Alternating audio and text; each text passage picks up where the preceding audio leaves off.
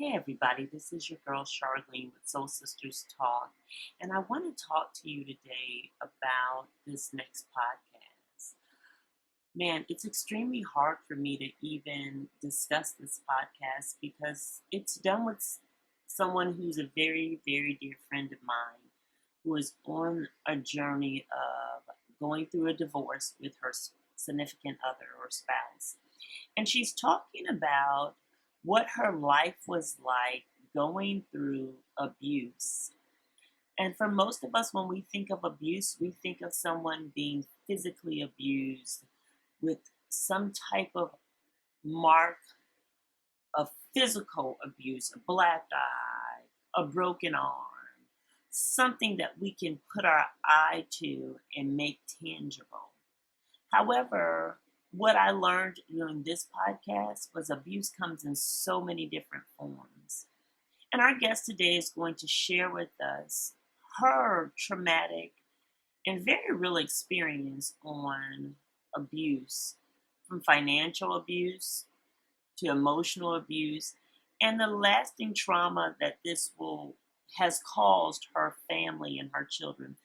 So, again, this is a really sensitive topic. So, I hope that you not just enjoy this podcast as a form of entertainment, but that this podcast will open your eyes to a world that sometimes we can close our eyes to that we don't necessarily know is going on. Thank you so much for listening, and I'll appreciate your feedback. Hey, everybody, it's your girl Charlene, and welcome to Soul Sisters Talk. I am so glad that you've taken time to join me today as we share a new podcast. And listen, one of the things that we promise to do on Soul Sisters Talk is to always feature ordinary women doing extraordinary things in their life.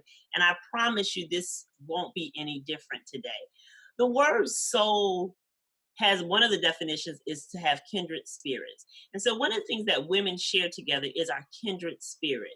And the word sister for Soul Sisters is an acronym, and it means to support, inspire, serve, teach, encourage, respect, and share with one another. And that's what we're here to do today on this show. And today on this show, we're talking about marriages. And marriages, as everybody know, is full of ups and downs, adventures, incredible memories, some rough memories, and hopefully you're doing all this with the person that you love. And I would say for me, marriage is the second hardest thing I have personally ever done in my life, besides being a mother. And today's topic is going to be very sensitive. We are talking about the journey of marriage through the eyes of a woman who has journeyed with her husband and her family um, as a military wife. And she wants to talk to us today about her journey. And so I'd like to welcome to the show today, Miss Nicole. Welcome, Nicole. Hi. Nicole is going to share with us again, like I said, about her journey today and what she has processed in her life and considered emotional abuse. And so, as I said, it is a tough topic and a serious topic. And so I pray that everybody's listening today would listen with a heart of compassion and empathy as we listen to Nicole share her story. Nicole is a mother of three. She has two beautiful daughters and one son. She's been married for 26 years and she has traveled extensively all over the world, right, Nicole? Yes, all over. And so I want to thank you for taking the time to be on our show and to share your story with our listeners. Can you just tell us just a little bit about yourself and maybe about your family? Okay. Like you said, we have two girls and a son, and I've been married, going to be 26 years at the end of this month. My husband and I grew up together and started dating at 16 and 17 and got married at 19, 20, and have basically, just like you said, traveled the world together through his tour in the military. Wow. Yeah, for a long time. And right now I'm currently working. I work part time as a social worker, and my husband has been working all this time in the military and then retired. And that was a big deal. And then he started working as a contractor. And like I said, we have one grown child who's already graduated college and moved on, and the other two, one is going to be graduating next year from high school, Oh, and my son is, going to the 8th grade in that middle age kind of teenage years. So that's always a challenge. But we've been, blessed family, fortunate family to be able to meet new people and to see new mm, things and to travel. And what I thought was living the white picket fence lifestyle, if you will, you know, just being able to just be exposed to so many new cultures and new things and um, not having necessarily, I mean, in the military, you don't get paid a lot, but the other benefits compensate for the lack of pay. yeah, because that's So, how we actually got to meet is from military yeah, life, right? from, yep, Years ago. from when Yeah. we first started out. Yeah, over Where we 20 at in something years ago, Albuquerque, New 24 years ago, Mexico? Mexico. That's right, where we Yeah. met 24 years ago, because our kids are 24. 25 now. Exactly. Well, how old? Our oldest kids will be 26 this 25. year. They'll be Okay, 26 Jermaine will this be year. So 26. then, yeah, so she's gonna be 26 as well. So then basically our kids were one when we met, or just Right. about 1 years old. Yeah. So it's been a long It's time. been a long Um, time. yeah, and as you know, when you first start out with somebody in the military, they're not making any money. I always tell the story about how when the first and the 15th came around, by the 14th, you're broke. You're absolutely Right. penniless. You don't have anything.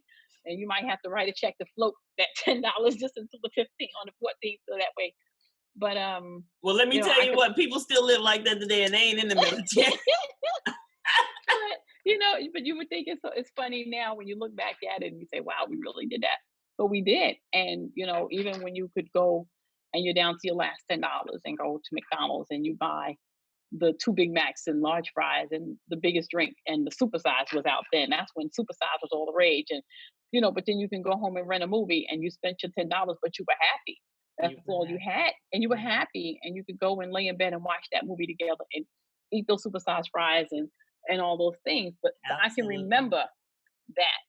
And now to be in a place of divorce and you have the children involved and you have you know, it's hard when you are in a position now where you're facing domestic violence, but not from a physical aspect. And that's what we're going to talk about. We're going to talk about, where you are now in your marriage. And one of the things that everybody knows on my show, I like to do a lot of quotes. And so it won't be any different this time. And because Hmm. this series is going to be a part of our marriage series, I'd like to share a quote with you Hmm. that says, "A great marriage is a partnership. It can't be a great marriage without being a partnership." And that's by Helen Mirren. Hmm. And as we listen to your story, I think what we'll discover is how at some point the partnership shifted for Hmm. you Hmm. and how you and your significant other saw each other and garnered each other in this relationship. Um, when we kind of talked about this and we talked about your talking about your journey and what you're facing and dealing with what domestic violence looks like. And most people think when they think of someone going through abuse or domestic abuse, they instantly think about Hmm. physical abuse, right? And you were sharing Hmm. with me Yeah. how that doesn't have to be so. And abuse happens Hmm. in many forms. And we do realize that we have emotional, mental, and physical abuse. But then you also Financial talked about there and are other financial abuse. forms of abuse, financial Hmm. abuse. And I think that today, Hmm. hopefully, this will enlighten us on this, enlighten many Hmm. people on this. One of the things I wanted to ask you, at what point, you said you guys have been married 26 years. At what point Hmm. in your marriage do you think that you saw things going to McDonald's, buying the Happy Meal, going through the struggle, but being at home and watching movie night, to things shifting where you said, I realized that something has changed in our marriage and you started identifying what you were going through as emotional abuse?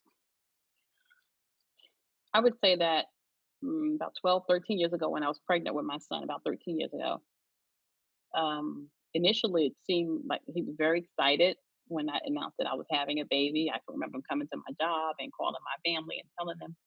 And then it seemed like months later into the pregnancy, where, and I don't know if it's because it was a boy, we had 2 girls already, I don't know, but it was something that just clicked. And according to him, I didn't have his back when I got pregnant with my son. Um, I don't I don't know what that exactly means, but that seemed like that was all the change where all the change just started. A real emotional shift happened with him. Okay. As far as like taking away money, taking away credit cards, cutting me off financially, those types of things when I was pregnant. Um, After I had my son, he came a month early, probably a lot of it due to stress. Um, Once we had him, immediately after I came back from the hospital, about, I would say not even a week later, I found my husband came home and told me he had just had a vasectomy without any discussion, without any warning, anything. It was just, I had a vasectomy. I don't want any more kids, and I Wow, was can I devastated. interrupt you? Hmm. Before this happened, had you guys discussed that, or was that something that just surprised you that all of a sudden he just boom?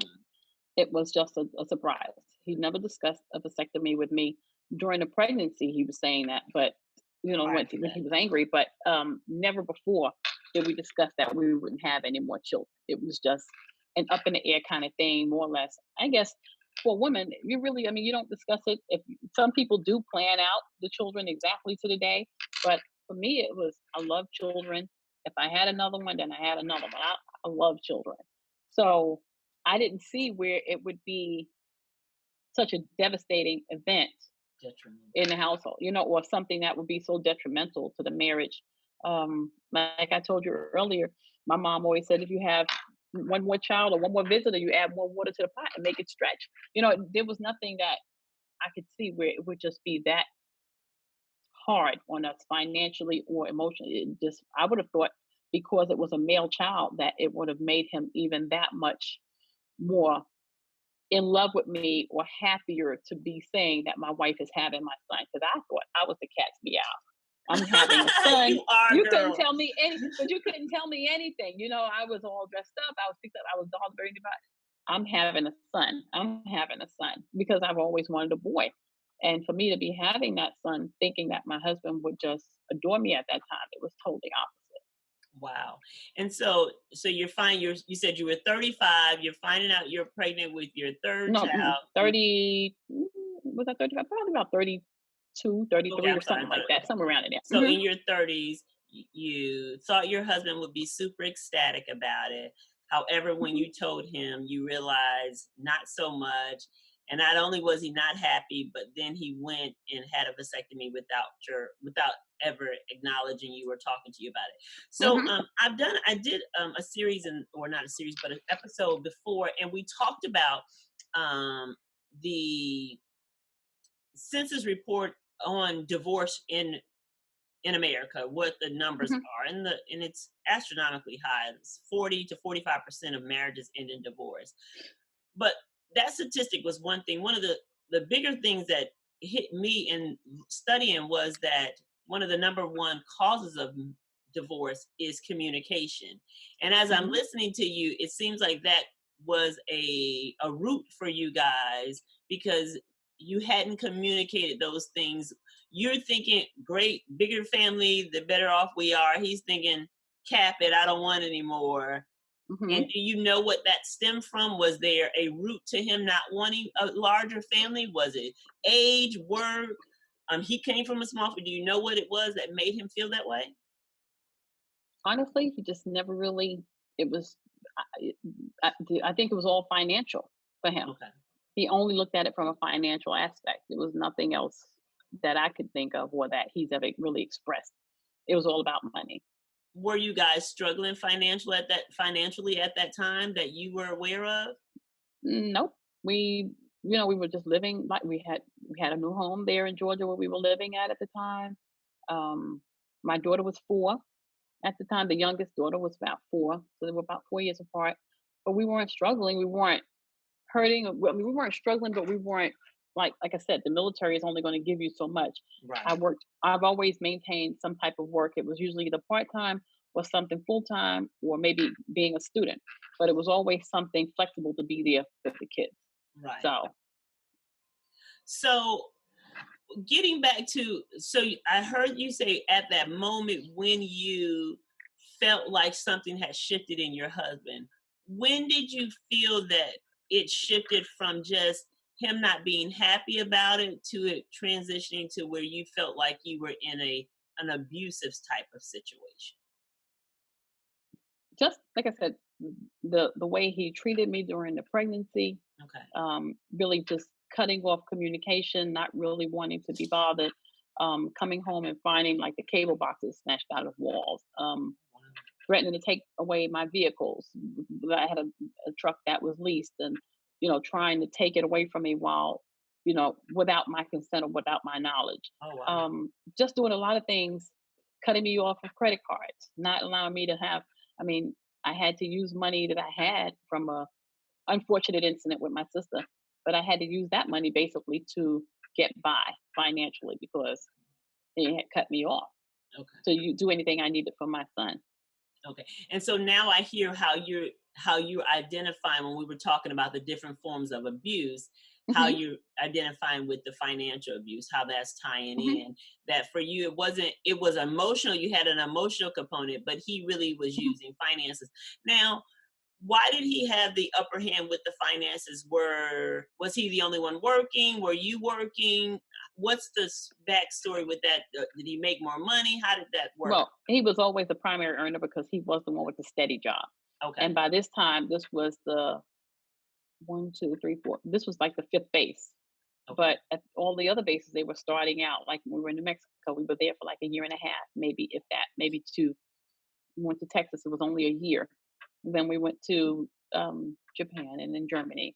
But Okay. these were all short term assignments where I was never able to really gain employment, which would give me a substantial amount, like a nest egg or Right. some type of investment, etc. So he would always have the upper hand because he never had a break in income. That makes sense. Okay. Hmm. So you're at home, you're raising the children, he's Hmm. traveling, he's doing what military men do. They're going Hmm. on tours and you're taking care of the family. Hmm. Did you come to a place, I assume, after your child was born? Did things get better? Did they get worse? Did he come Well, home? How did that mhm. look for you guys? Well, he was home, and at that time, I left after my son was born. Immediately after he was born, about 3 weeks after, it was around the holiday time, Christmas time. I left and went to New York to my family, and I took everything I possibly could with my kids and got a one-way ticket, Okay, so and you had guys no intention on separated. coming back. Well, I left. Yeah, it wasn't more of a separation. That was just I left with no necessarily intention to come back. And then he actually drove up on the night of Christmas Eve to say, "I want my family back. I want to spend time with my son. Don't let me miss first Christmas." And I don't know about you, but most families, most when you have older women and families and moms and aunts and stuff, they say, "Well, try to work on your marriage. Don't end it. Try to go back. Try to fix it. If you can work on it, it's worth it. You have the children, etc." So you go back, you listen, and you know, knowing that things are still rocky, you try to say, okay, I'm going to try to fix it. I'm going to try to make it work. And you go back, and it seemed that his behavior, for whatever reason, um, would go back to somewhat normal. Okay. Um, but then within so many months, he might have a smaller episode, meaning like he'll do something, carry it on for like a week or two or a month maybe, and then he'll revert back to. So can you give us an idea of what things he would do when he was financially abusing you? What type of things would he do to you? Well, he would always, once he made up everything was fine, he would say, "Okay, let's go get a new car." Now, I don't have the income. And when we get to the dealership, he would always say, "Well, we never count my wife's income. Usually, like I said, it was a part time income or some type of other income, full time." But he would say, "We never count her income. We only count my income to buy things or to make large purchases because we never know when she's going to have a job. My wife's income, is only for the household stuff to maintain the kids and herself and the household." Well, that's fine. That's great. So then naturally he would go and we would sign and we would buy a brand new car when the car payment could be and I'm just using this as as an example. Let's Mhm. say if the car note was $300, he would go and buy a new car for $600, and then later on say, "Well, it was your fault. You wanted that car. I did that for you. I went in debt for you." Or you have these things in the house, the furniture. Well, you wanted the furniture, so I went in debt for you for the furniture, or just things like that. Give you the credit cards, and then you get to the store at the register and you're paying, but he's mad, so he's cut them off. And you So don't he know. would entice you by taking you somewhere, saying, "I want to do this for you," and he Hmm. would buy you some. Say, for instance, like the example you gave with the car, he'd buy the car, but then when he got mad or something was going on in his life, he'd come back and almost kind of punish Blame you you. verbally Hmm. Yeah. about the Hmm. vehicle. He would Hmm. give you credit cards or bank cards to have access to, but then when he Hmm. was upset, he would cut off the flow of the money, or you Yeah. know, be angry Hmm. with you because you went shopping for something. Yeah, exactly. Or I can remember one time it was an anniversary, and this was about 15, 16 year anniversary or whatever. And he said, "Well, I really don't have any money." I said, "Well, that's fine. We can just go to a nice dinner or lunch. It's fine with me. I'm not pressed for anything. We'll just go have lunch." Throughout the whole lunch, he just kept saying, "Well, I really want to buy you something. I really want to do something for you." I said, "I'm not interested. I'm good." So he says, well, he goes on his phone and he looks it up, and he found the jewelry store that we had an account with. And he put it in his GPS and drove there. And we got there, and I said, "Why are we here?" "Well, I want you to get a gift for your anniversary. I'll feel bad if I don't get you a gift." Now, most women would be smiling and saying, "Oh, that's so nice and that's so wonderful." But I know in the back of my mind sometimes that there are motives, or I'm going to have to pay later, you know? So Mm. I got to the store and I said, "No, it's really nothing I want. There's nothing I want." He said, "No, pick anything you want up to $5,000. That's the limit." Now, most women would have probably went and bought a $5,000 pair of earrings or $5,000 worth of jewelry. Jewelry wasn't necessarily my thing, so I said, "Well, it's nothing really that I want or that I need, but I'll get something." Mhm. One of the most expensive things was a watch. I purchased a $500 watch. Now, for some people, that was, but that's what it was. Um, well, days later, he made a comment to me and said, "I only did that to see if you would put," it was a test to see if you would put the family in any more debt. Oh, wow. And I never wore a watch. I don't even know what a watch is, to be honest with you. Wow. So it was that type of thing. It's like you build somebody up and you push them to do this, something that they're not asking you for. And then when you get angry, or when you get in the way, or when you receive a bill for the things that you purchased, now you want to throw it in my lap and take it back, or do whatever it is that you want to do. And it sounds like, I mean, I know people who've been through physical abuse before, and it sounds like the same type of abuse that you would hear from the woman who husband or boyfriend hits her. And then his Hmm. explanation for hitting her was, "Well, if you just wouldn't have made me angry, or if you would have only did this, or if you would have done Hmm. that, I wouldn't have done this." Or so it's the lack of accountability. Sounds Hmm. like I mean, but outside of the story you just said, before I was going to say, sounds like maybe he does impulsive things, right? Hmm. He wants to do all these grand gestures, and then he has Yeah. buyer's remorse later. But Hmm. then it just sounded like what you Yeah. said was, he almost was, there was some manipulativeness in this too, because he said he was setting Hmm. you up to see Hmm. what you would do Yeah. in this case. So that's really challenging.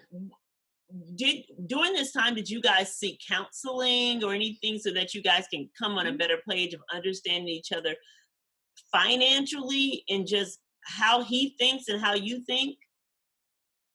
We did. We went to counseling numerous times, especially when I was pregnant with my son.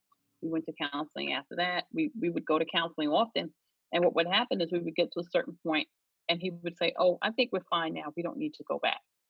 I don't think we need to go back." When he was in, I guess, what you call a better mood, or when his mood shifted or changed, Yeah. he said, "We don't need to go back there. We're fine. I don't see the purpose of going back. We're great." But one therapist had pointed out to me and said, "If you want to remain in this marriage, you need to understand that money is his lover, and you will always come second to his money." And that has to be a hard pill to swallow because every woman or anybody, I guess, when you're in love, you want to be the apple of that person's eye and you want to be that Mhm. thing that motivates them. And whenever you become second fiddle or third to something, and especially when we're talking about the love of money, how Mhm. detrimental that can be. When we were talking about communication being the number one cause of divorce, and even though communication ranks on the top, what happens is it is the platform for all the other Mhm. branches of issues that come out of. And of course, one of those issues is communication and not Mhm. communication, excuse me, financial. One of the issues off of communication is financial. And how do we go about managing our money? So, when you guys, with all this stuff that you guys were having going on, were you managing your money together? Did you have the same accounts? Did you have separate accounts? How did he? We had How did you guys set separate your accounts. family up? We had separate accounts. Okay. Initially, we had a joint account, and then it would always be conflict where one person is swiping a debit card, another person didn't know, or etc. Those types of things. So it would always become okay. Now something's overdraft or something is clearing, or so it caused too much conflict. So it was easier to have separate accounts. He was responsible for. He had all of the household money. His money paid all of the bills to the house. The monies that I had, like I said, from my jobs were basically to maintain myself and the children and buy groceries, gas for my car, basic maintenance. Right. But that was the way it was set up. Okay. So, with where you kind of walked us through of how I can see the transition. So it seems like this wasn't new in your marriage, but it seemed like maybe it got as far as his passion or desire for money, but it got worse as you guys had more children. And of course, as you get older, you've acquired more things. For him, that became a bigger Hmm. issue. Um, at what point did just having these normal everyday issues that couples go through come to a place where you guys are now, where you are in the middle of this journey of, is it separation, divorce? Where are you guys at now? We're in the process of trying to get a divorce. What was the straw that broke that camel's back for you guys? What said, okay, I know counseling's not going to work anymore. I know, Yeah. me being understanding or him changing. What was that? Hmm. Well, for me, it was the fact that year and a half ago I had brain surgery. It was the same exact. I had a brain tumor, and it was the same exact brain tumor that killed my sister 25 years ago. That was your twin sister, right? My twin sister. And this was just totally out of the blue. He had just retired, like I said. We just bought a brand new home. We had just celebrated Thanksgiving with all of our family in the new home, and it seemed that everything was just, like I said, the white picket fence ideal, I guess, or that vision of everything would seem quote unquote what could be perfect, you know. And just having that diagnosis was devastating right before Thanksgiving, and choosing not to tell my family, but I was living with it and he was living with it because we were the only two who knew. And I didn't want to bring down everybody throughout the holidays and that type of thing. So we kept it to ourselves until we actually got the testing, everything just complete, what doctor we were going to use as far as surgery was concerned, and everything. It was a big, big concern because my sister passed away from the same surgery. Um, I would say he was there. He was like, you wouldn't believe. He was here every single day to pick me up from work.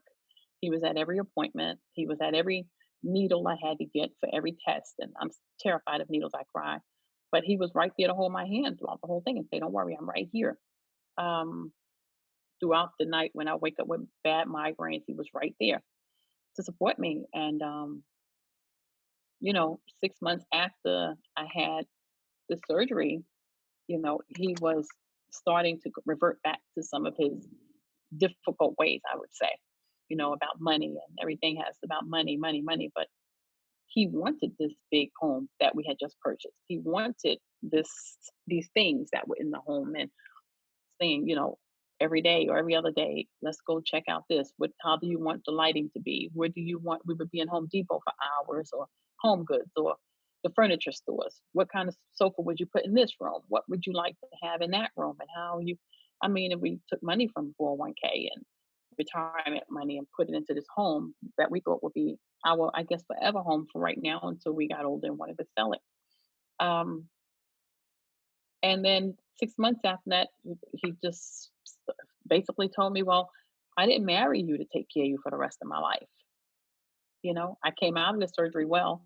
And after, about, like I said, 6 months after, he just started going off about money and finances and how he just didn't marry me to take care of me for the rest of his life. And I needed to get a better job and take care of yourself. And the comment he made to a friend when she was trying to talk to him was, it's not my fault you sat on your lazy, she sat on her lazy ass and didn't do SHIT, for the 25 years we've been married.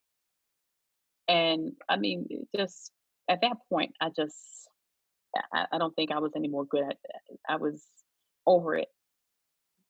So let me just understand. So you raised three children, Mhm, you've traveled the world, you have your bachelor's degree, correct? mhm. Yeah, You are a social worker, correct? yes. You have a daughter who graduated from college and Mhm, she works in some humanities field where she helps take care of the public. You have one that's getting ready to go off to college. mhm, You have supported him through his journey and mhm, his climb in the military. mhm. He served how many years in the military? 24, 24. Twen- 24 years. You lost a sister to a brain tumor, correct? Mhm, mhm. And if I'm correct, you also have another family who struggled with this same health My condition, correct? mom, Your my mom. mother. Uh-huh. Then you go through it Mhm, and you recover from it. And mhm. during this time, had your finances shifted, like the part that you had Yeah, been contributing, because you've always pretty much worked a part-time job and taken care of your family, correct? And that hasn't yeah. Mhm. changed over the years, right? Well, not really. I mean, I'm still working part-time, and I worked that part-time job by design because he was always gone when I started this job. He was finishing up his military career.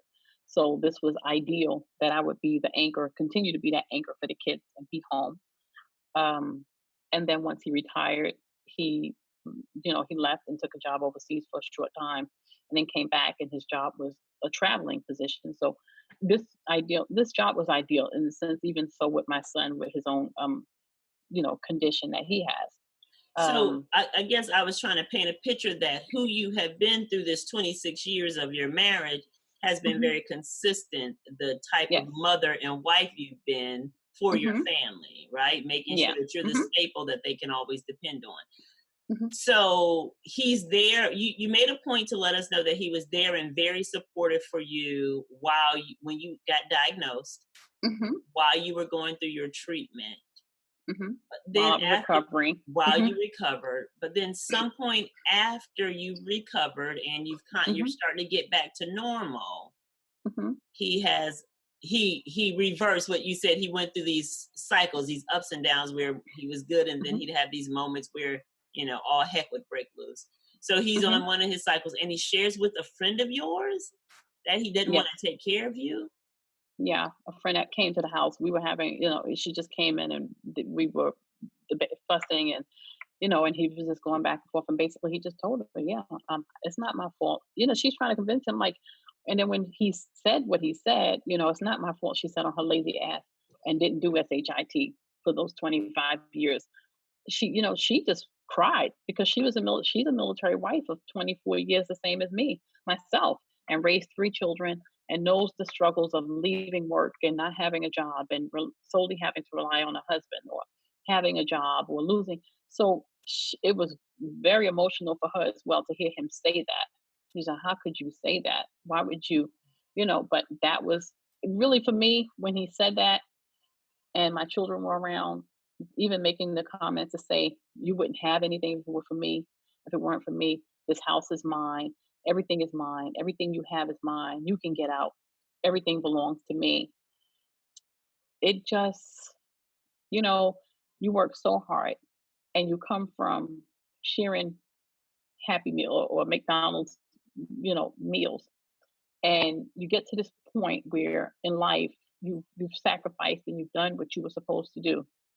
And then for somebody to ultimately say, yeah, you didn't do anything. I got here on my own and you could leave. There's no value to you, basically. You can go. It's very hurtful. And I share this today because I just want people to understand that, whether you're a wife or a military wife or whatever it is, it's unfair for somebody else who had the upper hand, who you basically gave the upper hand to. In so many ways, I gave him the upper hand by listening to him and saying, turn down that state job or turn down this city job. You don't need to do that. Stay home for the kids and be here because I'm going to be traveling. Um, you, it just, when you give somebody that much power over you and you're thinking you're doing it for the right reason, because you want to make sure that you're that mom or that wife to do what you need to do to keep your family together and afloat, to just be discarded as if you don't mean anything or you're not anything after 25 years, it really does something to your Oh, yeah. self-esteem or your confidence or whatever it is. Because I'm a pretty confident person and I'm an outgoing person and I love people and I love to smile and make. But I'll be honest with you, it's hard to smile when you're hurting because the one person you thought that we finally made it. We finally made it, and for them to just turn their back on you and just say, "Figure it out." It's hard. No, thank you for being so transparent and vulnerable with us because I think it's so important. In all marriages, there is different levels of sacrifice. Hmm. And, there's times that the wife sacrifice, there's times that the husband sacrifice. But ultimately, no matter who's doing the sacrifice, the goal is or the hope is that we both come back together at the end and we're Hmm. able to celebrate it together. Yeah. Um, and I want you to know from a friend Hmm. that you were and you still are an amazing mother. Hmm. When our kids were young and I was watching you as we grew up and kind of had our oldest children together, I would think, oh my God, she's just so amazing. She does all these wonderful things. I was the other hand. I didn't get the privilege like you to be able to stay home with my children, Hmm. right? Hmm. I had a salon that I was running. I had went through a divorce, so I Hmm. was taking care of a child on my own, trying to run a business.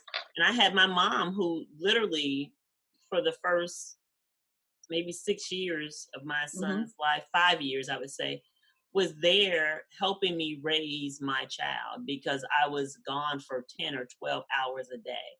And so I could Hmm. remember just thinking about, wow, how you got to see the moments when your child walked for the first time or Hmm. talk for the first time, or if there was an event going on at the school, that you were able to Hmm. be there. And so I wanted to say that because I want you to know that you are valuable and what you have Hmm. done, though it was a sacrifice to you and some of the other things that you wanted to accomplish. Please don't walk away from this situation feeling like, I wasted my time because it was Hmm. not in vain. You have not wasted Hmm. your time.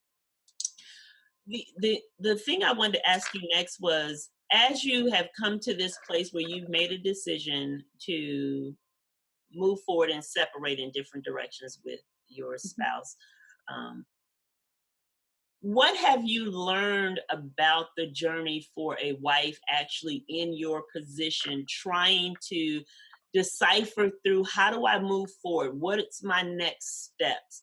Um, what have you what could you share with women who may find themselves in your situation that you had to learn the hard way that maybe you can help them?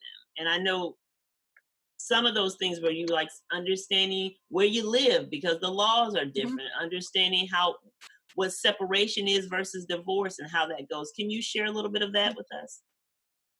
I would definitely say, for anybody walking in this situation, we're learning about separation or divorce. Um, just know what your rights are. understand what the laws are in your state, because where I'm at, we've been living together in the same home since October 2018, but separately. And we've been to court twice. And through his emotional roller coaster, or through his abusive ways and the things, even I would say the abuse towards my children, um, just turning them against one another by favoring one over the other. One minute he's favoring my daughter, who's 16 at the time, and she's 17 now, but telling her, "Well, I'm doing this to your mother because I'm teaching her a lesson because she needs to learn how to take care of herself," and favoring her by almost giving her a wife status in some way, taking her to get her hair done and her nails done and her feet done, and cutting me off financially while now putting her on this pedestal, driving her around, and with all of the things that he's telling her, she almost basically just looked down on me for months, would not speak to me because she looked at my job as nothing, because he told her basically, your mom needs a better job. She needs a better job to take care of herself. She needs to earn more money.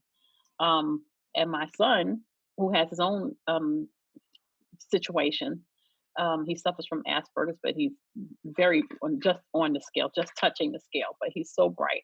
Yes. He was falling apart because dad doesn't love me. He just loves her. And so now the tables have turned to where now dad spends all of his time with the son and shuns my daughter because she's saying that she would prefer to live with me. Um, so just having therapists on board to understand, to have your children to speak to somebody with yourself, your mental health capacity of this is great, because how it weighs on you. For a little while, I shut down emotionally. I would just come home and stay in my room. I didn't want to be. It wasn't that I didn't want to be bothered, but I didn't want to look at the beautiful home that I've made falling apart before my eyes. My children and I were separating because my daughter wasn't speaking to me. My husband's not speaking to me. We have this big old grand beautiful home, and it's not a home. It's just a house. So I would just encourage anybody, like I said, to know the signs of emotional abuse. If you think it's somebody just having a bad day, that's one thing. But for somebody to start with patterns of behavior that are consistent over time, one minute they're up, and then within the next year or two, they're back with the same type of thing, or somebody that's belittling you or trying to shame you, or blaming you constantly, or making you feel ashamed. Those are signs of, or somebody who's trying to be controlling. You know, he was controlling in a sense that, he wanted all the credit in his name. He wanted to continue to build his credit and his financial worth by saying, no, we won't put anything in my wife's name. We'll just put everything in my name, even down to the light bill or to the gas bill, where I can't even call the gas company. One day I came home from work, he turned off the water in the house because he was just being nasty.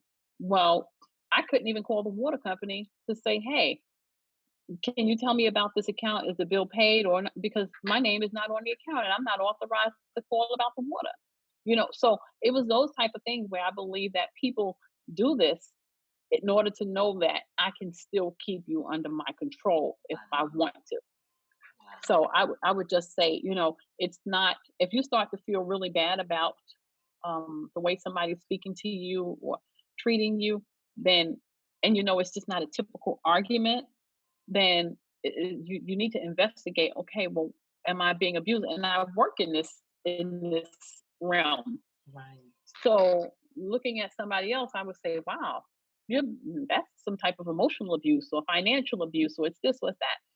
But for myself, I'm living this life and I'm thinking he's just nasty, or he might just be a little off some months, or he'll come back. And the running joke with friends was, oh, is it Christmas time yet? Because that's about the time that he flips out.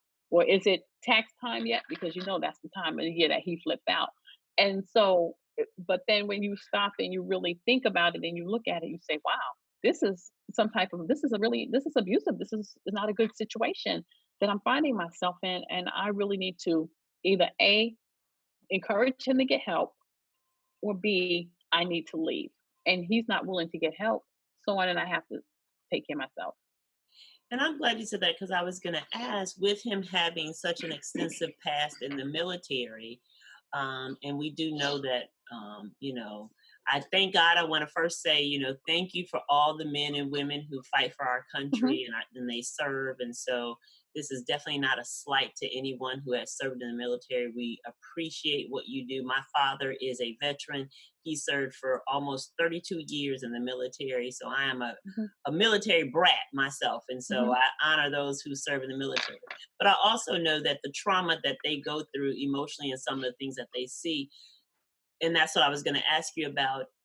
Did he ever seek any type of emotional help for what he was going through, or did he not acknowledge? And I don't want to talk too much about him because he's not on the show, but I just wanted to Hmm. ask, in your counseling, did he ever look into getting help, or does he not see an issue with what's going Well, he would only go to counseling when we need to talk to somebody. We need to speak to somebody about what was going on in the marriage. But as far as like bring up what things he might have seen on all the deployments that he's been on, he's never really spoken about it to me.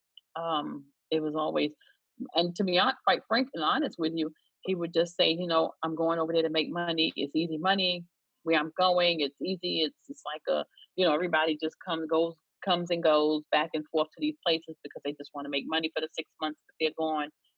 So, and I'm not saying that that's across the board. I'm just saying those were some of the things that he on? Right, expressed to me. right. So, He never whatever talked to you happened over about there, combat or no, anything, he never kind of really more of a talked to me about combat. Maybe one situation or right. circumstance, but other than that, it was, I'm just going over here to make the money. We can Which use the may extra be a money. good thing because I think some men do kind of shield us from some of the things. My husband's not military, but certainly doesn't tell me all the stuff that be going on with him, and I know it'd be more than when Yeah. he comes home. I wanted Hmm. to talk about the signs that you said. I thought they were really good. You said things that women can be aware of that you may want to look into. It doesn't necessarily mean that there's abuse going No. on, but it's definitely something that you should consider if you're involved with someone who's really controlling. I mean, down to where you couldn't even call the utility company to find out Hmm. about your utilities because your name wasn't on the account. A home that you guys shared together for years, your name wasn't on the account. If there's patterns of behavior, consistent Hmm. mood swings or consistent behaviors, that's something that you may want to look into. Someone who belittles you constantly, Hmm. and makes you feel bad about yourself. Someone who may constantly have fault finding or blaming Hmm. you for the outcome of certain situations is things that Hmm. people need to look into. We also kind of talked about what were some of the things that you've done for support or that you think that women can do for support. And we said one of the things you said, understanding the laws in your state. And that's Hmm. really important. I think knowing that, I think you said when you were in Jersey versus Georgia versus Virginia versus Germany, all of those states are going to be different in what their laws Hmm. are on in marriage and divorce. Hmm. And Yeah. then when you're preparing to move forward, having support, things like, I think you told me earlier, maybe like having family support, community support, maybe faith based support, and definitely you need Hmm. some type of financial support if you're getting ready to, separate. What kind of things, other things could you talk to women about, or on those realms could you speak about? Like I said, my family is very strong. I have a very, very large family, and they've been extremely supportive emotionally, spiritually, financially, just walking me through it and saying, "Don't worry, we're here for you. We're here for the kids." The spiritual support. I have a wonderful church and pastor where we can come, and fortunately, I work here too, so it's a good thing. That they support myself, they support my children. I have a great workplace, a great work environment, and sometimes I know people are not as fortunate to have that work environment to say, you know what, if you need to go to, like, I'll give you an example. When I was going through my surgery and preparing for that, and then when my tumor came back and I had to go to radiation, um, they were right there. Every day they said, we'll send one of the workers with you. You won't ever be alone." You know, That's um, it's a blessing to be in a place where I work at. Just community support. I have community support throughout the people that I know. Nicole, if you need anything, or if your kids need anything, or even the teachers. The people who the basketball coaches. Well, we can drop her off. We can pick her up. We can, and if my son's teachers, if you need anything, email us, let us know. Um, so I have a wonderful, I would just tell anybody, we're not in this world alone. And whatever community or whatever neighborhood you're in, get to know your next door neighbors. Get to know, we've gotten away from that so much. We go into our driveway or we go into our garage and we close it behind us and we don't say hello. We don't know the neighbors. We don't know people. But you never know what day you may need those people. I've had my next door neighbor to say, you can have my whole third floor if you and your kids want it. Because, or if Nicole, if you ever need food, I have food here. I have a whole pantry where I work. My supervisor, if you need anything, go back there and get it. So like I said, sometimes you have to put yourself out there. And as my mother says, that my grandmother used to say, grandma always says, tell it all.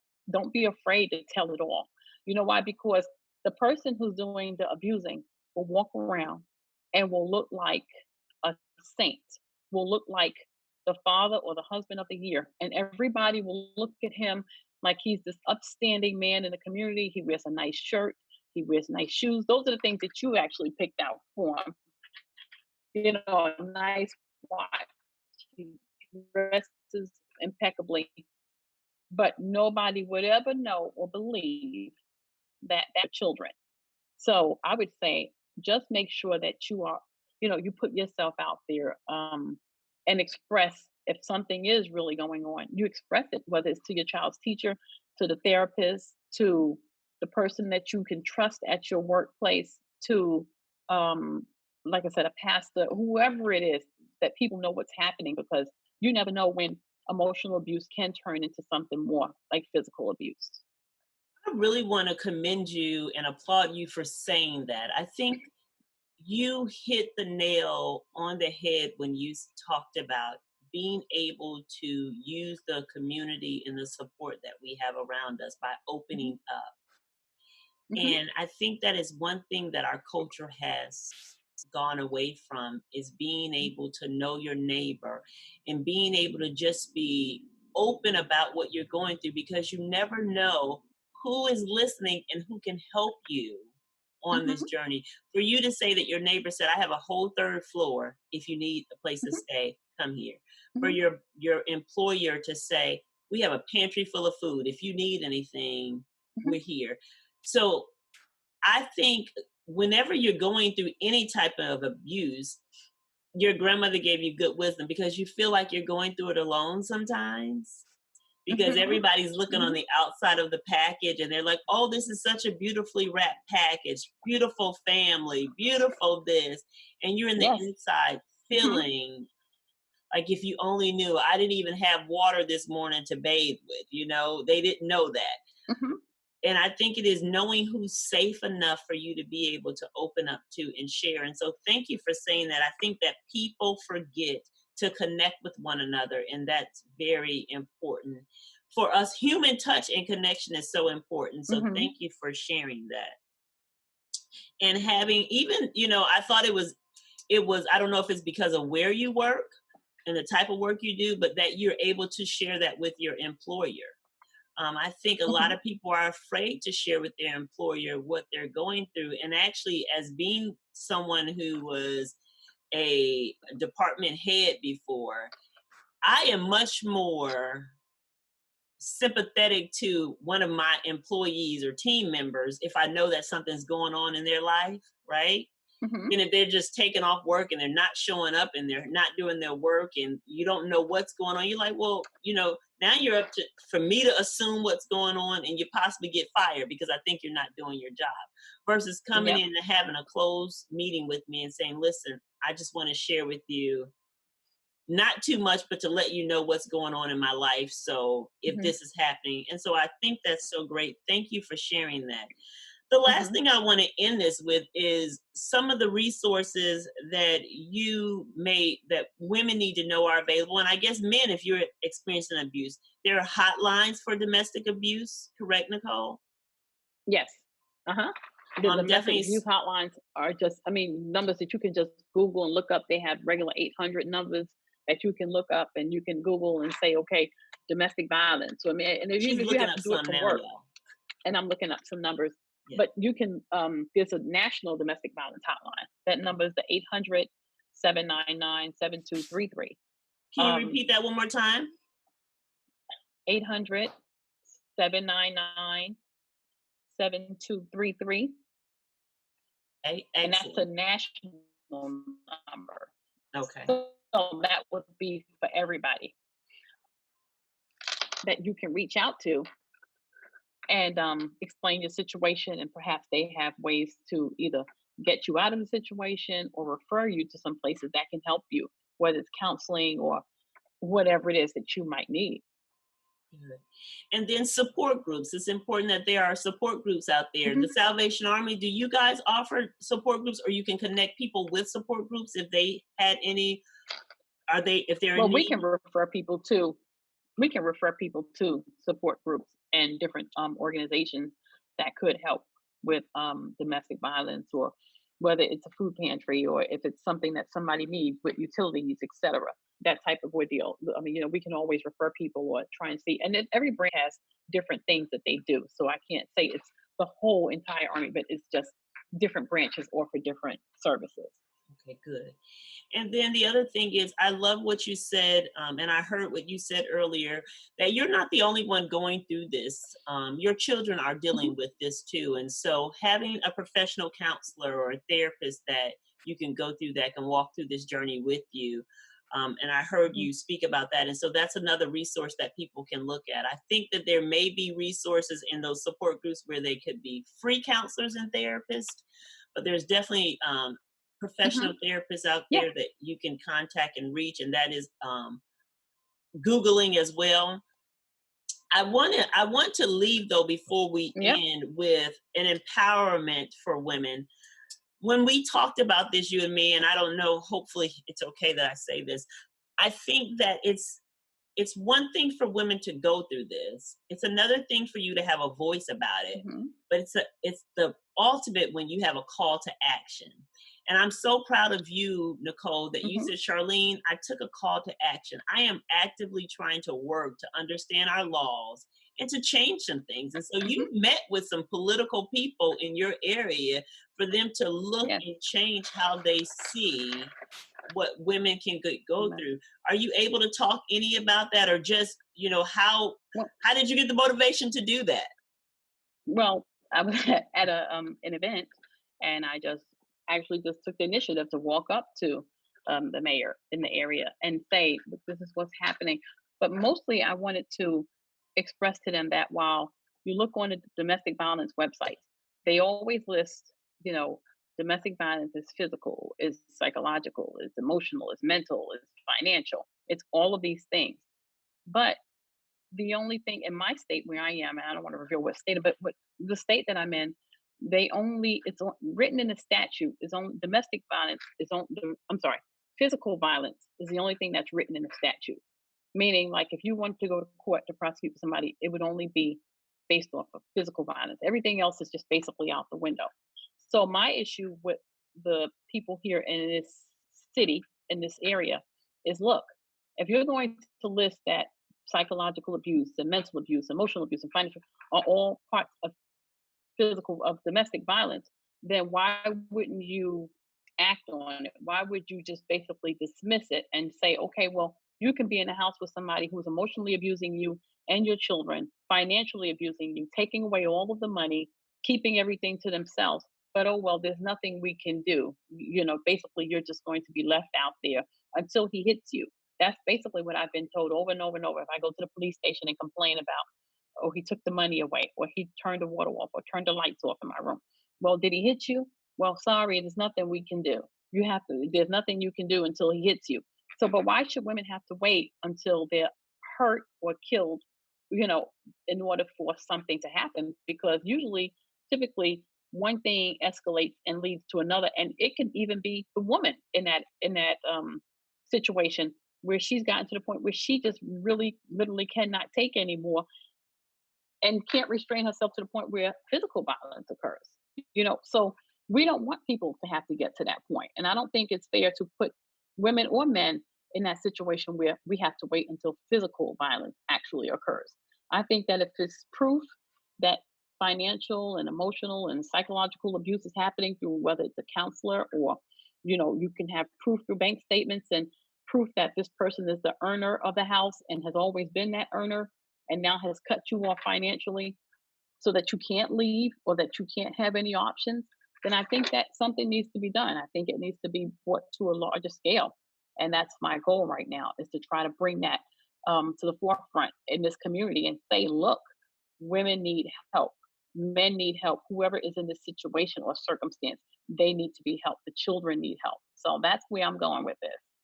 Well, that is very good. And I think that you are definitely on the trajectory to making a difference.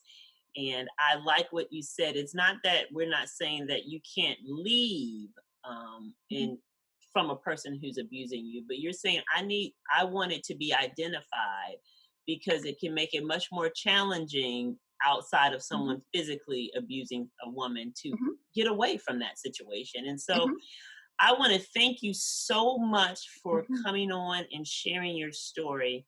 You have no idea who this story may touch and help. And mhm. I'm also privileged to know that one day when that law gets passed, I'll be able to say she was on my show first. So Yeah, right. I will say this though.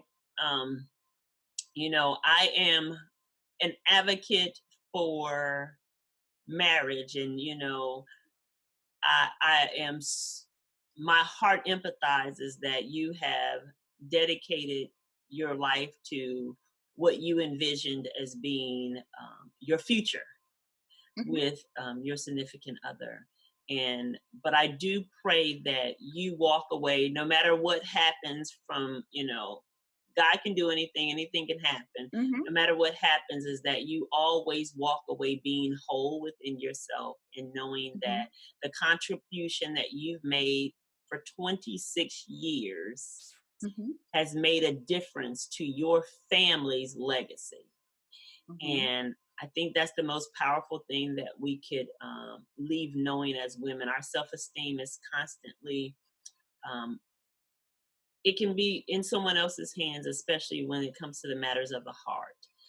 mhm, But if we could walk away understanding that we're valuable, we're important, and we are worthy to have love reciprocated to us in the same manner that we mhm. give love. And so, again, I just thank you for being a part of the show. I ask that you guys would join us weekly for new shows that air. You can find us on all the podcast platforms. You can follow us on Facebook and Instagram, and you can watch our podcast videos on YouTube. Subscribe to Soul Sisters Talk Podcast. This is your girl, Charlene. I love you guys, and we're out of here. Thank you, Nicole. Oh, you're welcome. Love you. Hey guys, this was one of the most challenging podcasts for me to do to date.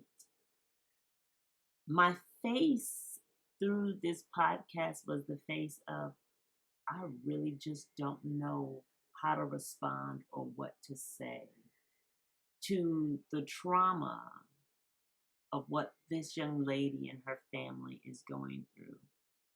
And if you know someone who is facing abuse of any kind and they are in need of help, please have them call or visit the National Abuse Hotline, 800-799-7233. The most important thing is that no one feels like they are alone in this journey.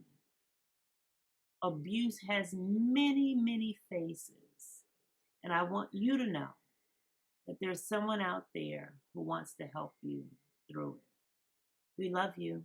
Thanks.